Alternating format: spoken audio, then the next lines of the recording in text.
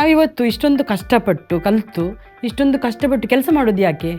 ಒಂದು ಉತ್ತಮವಾದಂತಹ ತೃಪ್ತಿದಾಯಕವಾದಂಥ ಮತ್ತು ಸಂತೋಷವಾದ ಜೀವನಕ್ಕಾಗಿ, ಕರೆಕ್ಟ್ ತಾನೆ?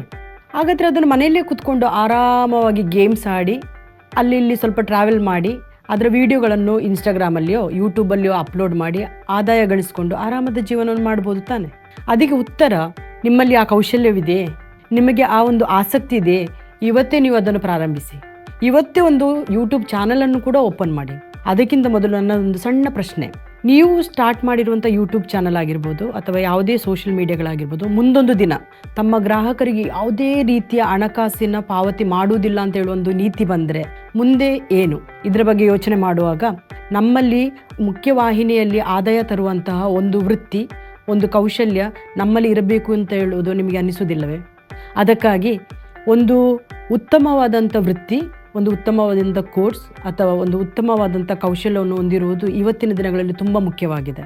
ಅದರ ಜೊತೆಗೆ ಯೂಟ್ಯೂಬ್, ಇನ್ಸ್ಟಾಗ್ರಾಮ್, ಫೇಸ್ಬುಕ್ ಯಾವುದೇ ಸೋಷಿಯಲ್ ಮೀಡಿಯಾಗಳಲ್ಲಿ ನೀವು ವಿಡಿಯೋಗಳನ್ನು ಮಾಡಿ ಹಣ ಗಳಿಸಿ, ಯಾವುದೇ ತೊಂದರೆ ಇಲ್ಲ.